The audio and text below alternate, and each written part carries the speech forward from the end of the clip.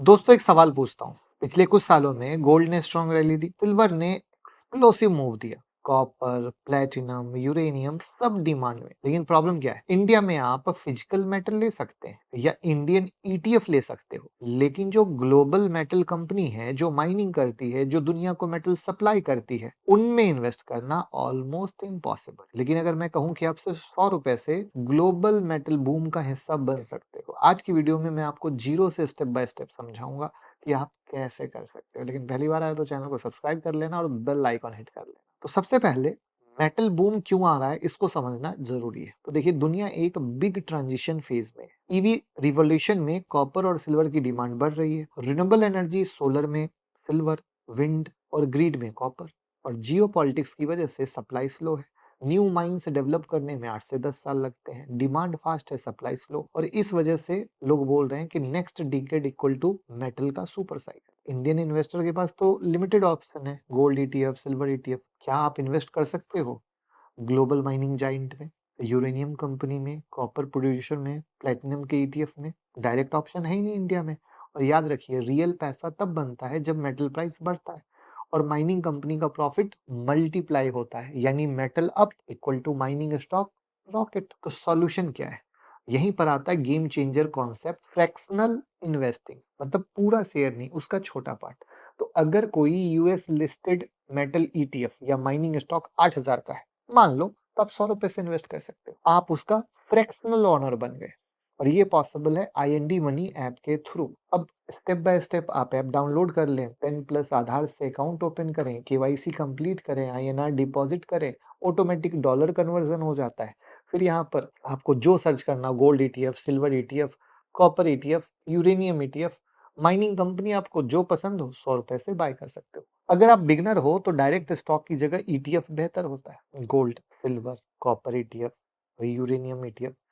अब यहाँ एक पावरफुल फीचर आता है। ऐप में आप देख सकते हो इन्वेस्टर सेंटीमेंट, मतलब कितने इन्वेस्टर बाय कर रहे हैं, कितने सेल कर रहे हैं, मार्केट का ओवरऑल मूड क्या है। इससे आपको पता चलता है कि किसी मेटल ईटीएफ में इंटरेस्ट बढ़ रहा है या कमजोर हो रहा है। साथ ही आपको एडवांस एनालिटिक मिलता है, performance trend, risk metric, historical return.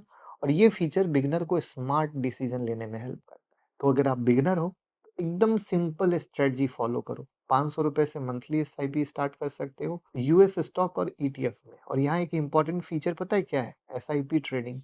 App में आप देख सकते हो total invested amount, average cost, current return. ये लॉन्ग टर्म डिसिप्लिन मेंटेन करने में बहुत फायदेमंद होता है। साथ में मजेदार चीज क्या है पता है? डॉलर का extra benefit. Rupees long term में डॉलर के अगेंस्ट कमजोर होता है। तो अगर समझो मेटल का रिटर्न 10% है, डॉलर एप्रिसिएशन 3% या 4% है, तो टोटल रिटर्न 13 से 14% हो जाएगा, यानी asset growth plus currency gain. अब आप पूछोगे लीगल है या नहीं? तो बिल्कुल लीगल है। आरबीआई के एलआरएस रूल के अंदर $2.5 लाख पर ईयर तक फॉरेन इन्वेस्टमेंट अलाउड है। होल्डिंग अगर लेस देन 24 मंथ है तो जो आपका टैक्सेशन का स्लैब रेट है उसमें आता है। होल्डिंग ग्रेटर देन 24 मंथ है तो 12.5% एलटीसीजी आता है। Dividend per US 25% tax deduct करता है, जो इंडिया में फॉरेन टैक्स क्रेडिट के थ्रू एडजस्ट हो सकता है। और यहाँ एक प्रैक्टिकल फीचर बहुत यूजफुल है। ऐप में ऑटोमेटेड टैक्स रिपोर्ट मिलते हैं, मतलब कैपिटल गेन की summary, dividend detail, ready tax statement, और फाइलिंग के टाइम पूरा प्रोसेस इजी हो जाता है। यहाँ तक कि कई ग्लोबल माइनिंग कंपनी डिविडेंड भी देती है। तो ऐप में आपको डिविडेंड कैलेंडर मिलता है, कौन सी कंपनी कब डिविडेंड देगी। साथ ही पीएनएल कैलेंडर से आप डेली या मंथली बेसिस पर देख सकते हो प्रॉफिट लॉस परफॉर्मेंस अपना पोर्टफोलियो का। ये आपको अपने इन्वेस्टमेंट पर फुल कंट्रोल देता है। तो सिंपल कहानी क्या है कि मान लीजिए आप पैसा लगा रहे हो, तो एक एग्जांपल के लिए 40% गोल्ड सिल्वर ईटीएफ में लगा दो, 30% कॉपर इंडस्ट्रियल मेटल में लगा दो, 30% माइनिंग कंपनी में लगा दो। तो रूल क्या होता है कि ग्लोबल मेटल एक्सपोजर पोर्टफोलियो का 10 से 20% होना चाहिए। अब कॉमन मिस्टेक क्या करते हैं? पेनी माइनिंग स्टॉक ले लेते हैं, शॉर्ट टर्म ट्रेडिंग ले लेते हैं, लिवरेज ले लेते हैं, फोमो में बाइंग करते हैं, करेंसी चार्ज इग्नोर करते हैं।